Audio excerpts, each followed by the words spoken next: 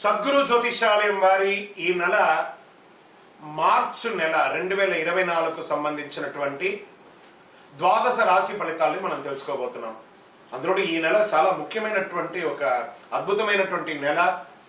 మన తెలుగు ఉగాది యుగానికి ఆది అయినటువంటి రోజు కూడా ఈ నెలనే రాబోతుంది. కాబట్టి ముందు మనం పూర్తి ఈ మార్చి వివరాలన్నీ తెలుసుకున్న తర్వాత ఉగాది ప్రత్యేక సంవత్సరికమైనటువంటి ఉగాది టు ఉగాది వరకు ఉన్నటువంటి రాశి ఫలితాలని త్వరలోనే మనం ఒక వారం 10 రోజుల్లోనే ఉగాది కంప్లీట్ ఒక సంవత్సర పంచాంగ శ్రవణం మరియు ఉగాది రాశి ఫలితాలు కూడా చెప్పడం జరుగుతుంది. జ్యోతిష్ శాస్త్రం అనేది ఒక పడుతున్న వర్షానికి ఒక గొడుగే మాత్రం. జ్యోతిష్ శాస్త్రం జీవితం కాదు, బాగా గుర్తుపెట్టుకోవాలి. మీ యొక్క జాతకం మీరు తెలుసుకోవాలనుకున్నటువంటి వాళ్ళు ఇక్కడ మనం చెప్పబడేదంతా కూడా గోచార గ్రహస్థితులు అన్నింటినీ దృష్టిలో పెట్టుకొని చెప్తాం. ఒకరిని ఎక్కువ ఒకరు తక్కువ కదా, అన్ని వర్గాల వాళ్ళని. ఇదొక మ్యాథమెటిక్స్ అండి. చక్కగా దీన్ని గణించి ఏ గ్రహాలు ఈ నెల ఏ గ్రహాలు ఏ పాదాలు ఎక్కడెక్కడ వారి ప్రయాణం ఉంది, ఆ గ్రహాల యొక్క ప్రయాణం వల్ల ఆ రాసులకి ఎలా జరుగుతుందని నిర్ణయించే ఒక ఇది. ఏదో గాలికి చెప్పి అలా కెమెరాల ముందర వచ్చి చెప్పే కాదు ఈ పద్ధతి. చంద్రమౌళి వెంకటేష్ శర్మ ఒక ప్రిడిక్షన్ ఇస్తున్నారంటే దాంట్లో ఏదైనా ఒక ప్రమాణం ఉండాలి. చాలా పెద్ద పెద్ద వాళ్ళతో డిస్కస్ చేస్తాం ఈ నెల ఎలా ఉంటుంది, మహా పండితులతో డిస్కస్ చేసి దీన్ని తీసుకొచ్చి పెట్టడం జరుగుతుందండి. ఇది మీ యొక్క వ్యక్తిగత జీవితానికి ఒక 40% మాత్రమే వర్తిస్తుంది ఈ యూనివర్సల్ ప్రిడిక్షన్. కానీ మీ పూర్తి జాతకం మీరు తెలుసుకోవాలి అని అనుకుంటే మీ యొక్క date of birth, time of birth, place of birth అవన్నీ కూడా మీ పరిసర ప్రాంతాల్లో ఉన్నటువంటి జ్యోతిష్ శాస్త్ర నిపుణులు సద్గురువుని సంప్రదించి వారిని గౌరవించి మీ యొక్క రాశి ఫలితాలను తెలుసుకోండి. మీ లగ్నం ద్వారా మీ యొక్క పుట్టిన టైం ద్వారా సంపూర్ణ జాతకం అనేది వస్తుంది. గురుగారు నేను మీ దగ్గర తెలుసుకోవాలనుకుంటున్నాం అంటున్నారా? మా కింద కనబడుతున్నటువంటి మా యొక్క నంబర్కి మీ యొక్క name, date of birth, time of birth, place of birth వాట్సాప్లో చేయాలి. చేసిన తర్వాత మేము మీకు రిప్లై ఇస్తాం. ఫోన్ చేయకూడదు. మళ్ళీ ఇంకొక విషయం, జాతకం చెప్పేవాళ్ళు మాకు ఆర్థిక సమస్యలు ఉన్నాయండి, మాకు జాతకం చెప్పాలంటే బాగా సంపాదించండి, అప్పులు తెచ్చుకుంటే అప్పులు తీర్చండి, సంపాదించి ఆ కష్టాలన్నీ తీర్చుకోవాలి. కానీ జాతకం చెప్పుకుంటే ఆర్థిక సమస్యలు తీరిపోదు. గ్రహ దోషం ఎలా ఉంటుందో అదే మాకు చెప్తాం. మళ్ళీ ఇల్లీగల్ అఫైర్స్ గురించి దయచేసి దయచేసి దయచేసి అడగకండి. ఈ మధ్య క్వశ్చన్స్ అవే ఎక్కువ వస్తున్నాయి. ప్లీజ్ అలా అడగకండి. 21 వయసు లోపు ఉన్న పిల్లలు దయచేసి కాల్ చేయకండి. మీరు చదువుకునే వయసు ఖచ్చితంగా చదువుకోవాలి. మీ యొక్క చదువు మీద కాన్సన్ట్రేట్ చేయండి, మీ జీవితం బాగుంటుంది. కానీ జాతకం మీద కాన్సన్ట్రేట్ చేస్తే మీ మీద మీకు నమ్మకం తగ్గిపోతుంది. మరియు గౌరవమైనటువంటి 60 వయసు పైనున్న ఎవరైనా కాల్ చేస్తున్నారు అని అనుకోండి, మెసేజ్ చేస్తున్నారు అనుకోండి, ఏమంటే మీరు 60 వసంతాలు చూసేశారు, పిల్ల పాప కుటుంబం వ్యాపారం ఉద్యోగం పెళ్లి మనవాళ్ళు మనవరాలు అన్నీ చూసేశారు కాబట్టి మీరు సాక్షాత్ దైవ సమానులు. మీకు జాతకం అవసరమా అని చూడండి. 60 సంవత్సరాల వాళ్ళకు పెద్దగా జాతకంతో అవసరం ఉండదు. దీన్ని కూడా దృష్టిలో పెట్టుకోండి. మా సద్గురు జ్యోతిషాలయం తప్పకుండా మీకు అన్ని రకాల సేవలు అందించడానికి సిద్ధంగా ఉంటుంది. ఇందులో కొన్ని మేము కఠినంగానూ చెప్తాము, నిజాన్ని చెప్తాము, ఎవరిని మభ్య పెట్టడానికి చెప్పడం ఉండదు. శరణమయ్యప్ప. జ్యోతిష్ శాస్త్రరీత్యా ద్వాదశ రాశుల్లో 11వ రాశి అయినటువంటి కుంభరాశి మిత్రులారా, మీరు ధనిష్ట నక్షత్రం 3-4 పాదాలు, శతభిష నక్షత్రం 1-2-3-4 పాదములు, పూర్వభద్ర నక్షత్రం 1-2-3 పాదాలకు జన్మించిన మీరు కుంభరాశి వారిగా పరిగణించబడుతున్నారు. మీకు ఈ నెల శుభాశుభ ఫలితాలు ఎలా ఉన్నాయంటే శని 7 శని 7.7 అంటారు సరే, 7 శని నడుస్తుంది. శని సంచారం 7 శని నడుస్తుంది. కాబట్టి కుంభరాశుల వారికి నెల విదేశాలకి వెళ్ళే బలమైన అవకాశం కూడా ఉన్నాయి. సుదీర్ఘ ప్రయాణాలకి మంచి అనుకూలం, ప్రయోజనాలు పొందండి. విద్యార్థులకి చాలా అనుకూలంగా ఉంటుంది. ఆర్థిక పరిస్థితి ఈ నెల ప్రారంభంలో శుక్రుడు మరియు కుజుడు 12వ కలిసి ఉన్నాడు. తద్వారా ఖర్చులు ఎక్కువ ఉన్నా దానికి తగ్గ రాబడి కూడా ఉంటుంది. మీరు మీ ఆనందాన్ని అనుగుణంగా విలాసవంతమైనటువంటి ఖర్చులు విపరీతంగా చేస్తారు. 2 చేతులతో డబ్బును వృధా చేసే అవకాశాలు కూడా కనబడుతున్నాయి. జాగ్రత్త. ఆరోగ్యపరంగా బలహీనత ఉంటుంది. 12వ ఇంట్లో కుజుడు శుక్రుడు మరియు 2వ ఇంట్లో రాహు ఉండడం వల్ల ఆరోగ్య బలహీనతలు ఎక్కువ ఉంటుంది. సూర్యుడు బుధుడు తదనుగుణంగా స్థానంలో ఉన్నారు కాబట్టి దీని కారణంగా వివిధ రకాల మల్టిపుల్ హెల్త్ ఇష్యూస్ వచ్చే అవకాశాలు ఉన్నాయి. జాగ్రత్త. అన్నదమ్ముల మధ్య, అక్కచెల్లెల మధ్య, భార్యాభర్తల మధ్య ఘర్షణ వాతావరణం ఏర్పడుతుంది. ఆర్థికపరమైనటువంటి విషయాల్లో ఆచితూచి చేసుకోండి. లేదా అది చాలా వైపరీత్యానికి వెళ్ళే అవకాశం ఉన్నాయి. సోదరుల మధ్య భేదాభిప్రాయాలు వచ్చి విడిపోయే అవకాశాలు కూడా ఉన్నాయి. బెదిరించడము లేకపోతే ఇంకొకటో కాదు, ఉన్న గ్రహం విషయం చెప్పాను, కాస్త మాట్లాడి కూర్చొని కూడా చేసుకోవచ్చు కదా. ఇది వచ్చి 40% వర్తిస్తుంది, మీ వ్యక్తిగత జీవితానికి ఇది సంపూర్ణంగా వర్తిస్తుంది. శని కుజ శుక్రుడితో కలిసి ఉన్నందువల్ల ఆస్తికి సంబంధించి వివాదాలు తలెత్తే అవకాశం వచ్చి 6వ తేదీ నుండి 26వ తేదీ వరకు ప్రేమకు సంబంధించిన విషయంలో, సంతానానికి సంబంధించిన విషయంలో, భార్యాభర్తలకు సంబంధించిన విషయంలో కాస్త ఆచితూచి వ్యవహరించండి. షేర్ మార్కెట్ సంబంధించిన విషయంలో జాగ్రత్తగా ఉండండి. స్నేహితుల విషయంలో మీకు వ్యక్తిగత జీవితాన్ని ఇంపార్టెంట్ ఇవ్వకండి. ఉద్యోగ విషయంలో మిశ్రమ ఫలితంగా ఉంది. రుణాలు లభిస్తాయి, దానికి తగ్గట్టుగా వ్యాపారం కూడా ఉంటుంది. శని గురువుల యొక్క ప్రసన్నం ఖచ్చితంగా చేసుకోవాలి. మీ వ్యక్తిగత జాతకం తెలుసుకోండి. పరిహారం శని గ్రహాలకి ఖచ్చితంగా పరిహారం చేసుకోవాల్సినటువంటి సమయం అయితే ఆసనమైంది. మీకు శనివారం కలిసి వస్తుంది. లక్కీ నెంబర్ 7, అదృష్ట రంగు బ్లూ అండ్ బ్లాక్ కలర్ చేయండి. తూర్పు దిశ ప్రయాణాలు చేయండి. చంద్రాష్టమం బాగా గుర్తుపెట్టుకోండి. ఉగాది రోజే మీకు చంద్రాష్టమం ఉంటుంది కాబట్టి చాలా జాగ్రత్తగా ఉండాలి. మార్చి 24/3/2024 2:20 మధ్యాహ్నం నుండి 27/3/2024 2:56 ఉదయం వరకు చంద్రాష్టమం ఉంది. ఈ నెల కుంభరాశి వారు అతి జాగ్రత్తగా ఉండవలసినటువంటి నెల. దైవ ప్రార్థన చేయండి, శని భగవాన్ని ప్రార్థన చేయండి. దేహిమే బుద్ధి వైశిష్ట్యం, దేహిమే నిత్యపణం, దేహిమే పరమానందం, దేవదేవ జగత్పతే అని చెప్పి స్వామివారిని ప్రార్థన చేయండి. మీ వయస్సు ఎంత ఉందో అన్ని దీపాలు, నువ్వులు ఉన్న దీపం వెలిగించండి. అవకాశం ఉంటే ప్రతినిత్యం నవగ్రహాలకి ప్రదక్షిణం చేయండి. ఇంకను సకల దోషాలు తొలగి ఆనందంగా ఉండడానికి నవమూలిక సిద్ధ ధూపంతో ధూపం వేయండి. మళ్ళీ కుంభరాశి మిత్రులారా, నాలిక కంట్రోల్గా ఉంచుకోండి. మళ్ళీ చెప్తున్నాను, జాగ్రత్త సుమి, జాగ్రత్త జాగ్రత్త. విజయవస్తు. ఈ ద్వాదశ రాశి ఫలితాలన్నీ చూస్తున్నటువంటి మా ప్రేక్షక మిత్రులారా, మీరందరూ కూడా ఆయురారోగ్య ఐశ్వర్య భోగభాగ్యాలతో ఉండాలని అఖిలాండ కోటి బ్రహ్మాండ నాయకుడి శ్రీ ధర్మశాస్త్ర అయ్యప్ప స్వామి వారిని ప్రార్థన చేస్తున్నాం. మీరు తిరుపతికి వచ్చినప్పుడు మన అయ్యప్ప స్వామి వారి 18 అవతారముల దేవాలయాన్ని బ్రహ్మశ్రీ డాక్టర్ చంద్రమౌళి గురుస్వామి గారు నిర్మించారు. కపిల తీర్థానికి దగ్గరలో జీవకోన అనే ఒక ప్రాంతంలో జీవలింగేశ్వర స్వామి వారి సన్నిధానంలో ఈ అయ్యప్ప స్వామి వారి 18 అవతారాల దేవాలయం ఉంటుంది. వచ్చి దర్శనం చేసుకోండి. భగవత్కృపతో అనుగ్రహం ఉంటేనే ఆ దేవాలయంలో మనం అడుగు పెట్టగలం. అంత అద్భుతమైనటువంటి దేవాలయం. ఆ దేవాలయంలో వచ్చి స్వామివారిని దర్శనం చేసుకోండి. మీకోసం ఎప్పుడు మేము ప్రార్థన చేస్తుంటాం, మీరు క్షేమంగా ఉండాలని. వందే మాతరం, వందే మాతరం, వందే మాతరం. చంద్రమౌళి వెంకటేష్ శర్మ గురుస్వామి శరణమయ్యప్ప. రానున్న మార్చ్ 8వ తారీఖున 2024 ఈ ప్రపంచానికి మహాశివరాత్రి పర్వదినం. ఎంత అద్భుతమైనటువంటి దినం అంటే అది.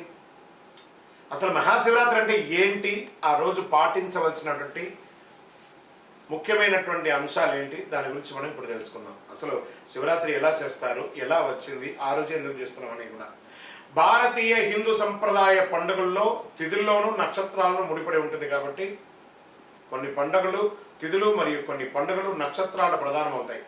ఈ పద్ధతిలో ప్రతి నెల బాగా గుర్తుపెట్టుకోవాలి, చాంద్రమానం ప్రకారము కృష్ణపక్షమిలోని ప్రదోష వ్యాప్తి గల చతుర్దశి తిథిని మహాశివరాత్రి అంటారు. ఇది మంచి ఒక ఉపవాసాలకి వ్రతాలకి ముఖ్యమైనట్టుగా భావించవచ్చు. శివునిగా కొలుస్తారు అందరూ కూడా. సూర్యాస్తమ సమయమునకు 6 గడియలు ప్రదోష కాలం అంటారు.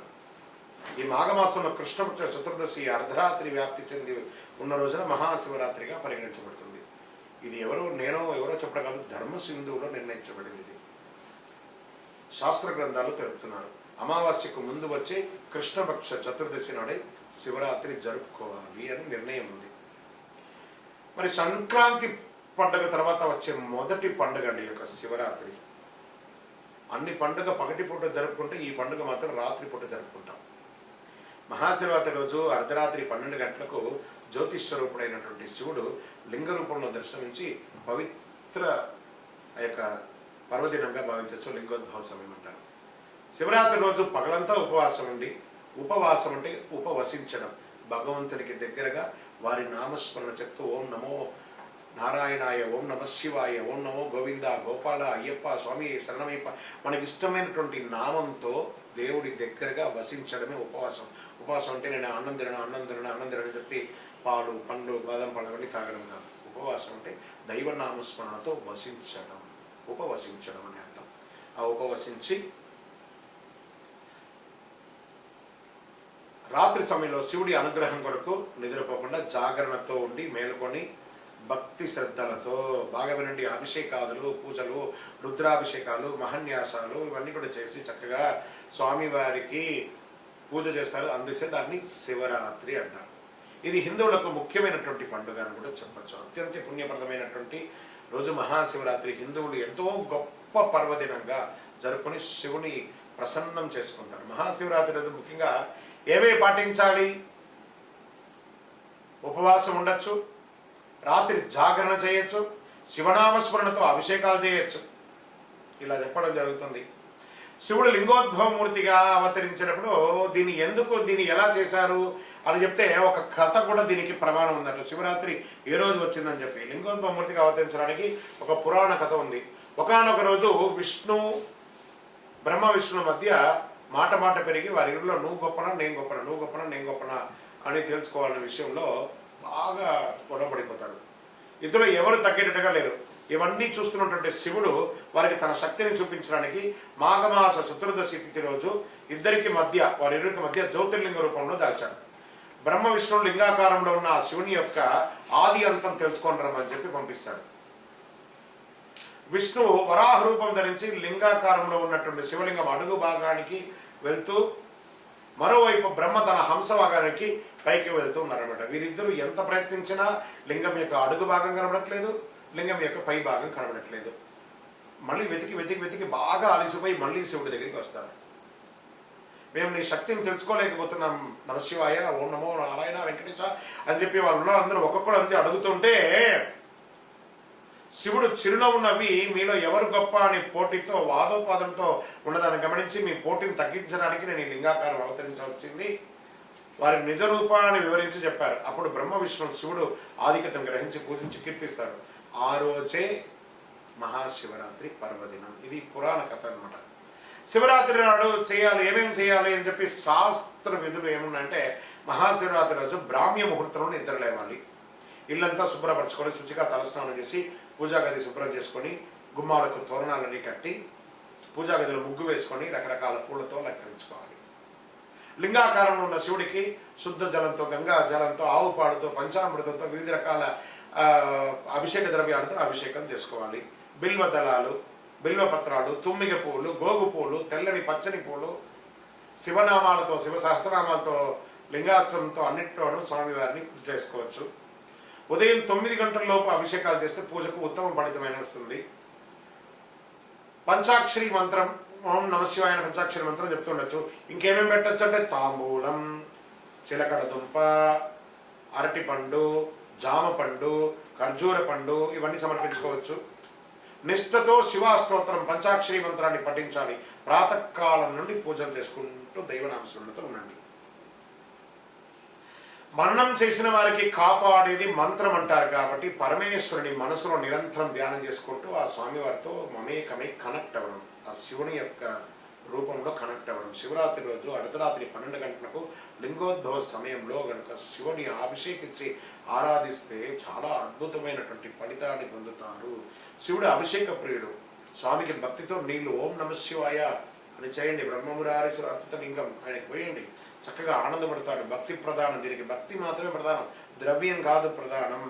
చేసుకోవాలి. సాయంత్రం 6 గంటల నుండి మరుసటి రోజు ఉదయం 6 గంటల వరకు భక్తి శ్రద్ధలతో శివనామాలతో శివపురాణం వివరంలో పెట్టుకొని చదువుకుని విశేషం పొందుతాడు. అందుకని శివరాత్రి రోజు సినిమాలు చూసుకుంటే అర్ధరాత్రి సినిమా చూసుకుని కూడా నేను జాగరణ చేస్తానంటే అది శివరాత్రి కాదు. మహాశివుడు అనేవాడు మాతృవాత్సల్యం కలవాడు కాబట్టి తల్లి బిడ్డలు ఏ విధంగా రక్షించుకుంటాడు, శివుడు తన భక్తులు కూడా అదే విధంగా రక్షించుకుంటాడు. ఎవరు భక్తితో పూజిస్తారు రక్షించుకోవడం. ఈ మహాశివరాత్రికి పగలంతా ఉపవాసం ఉండి రాత్రంతా జాగరణ చేసి మరుసటి రోజు స్నానం చేసి మహానైవేద్యంగా అన్నము కూరగాయలు వండి దేవునికి సమర్పించి పేదవాళ్ళకి దానం చేయాలట. ఫస్ట్ పశుపక్షాదులకి దానం చేయాలట.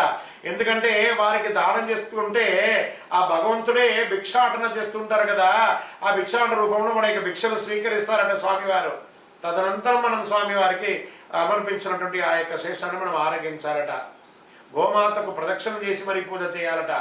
ఈ తంతు పూర్తి చేసిన తర్వాతనే తన ఉపవాస దీక్షను విరమించాలి అని ఎంతో పుణ్యప్రదం అన్నమాట ఈ యొక్క శివరాత్రి.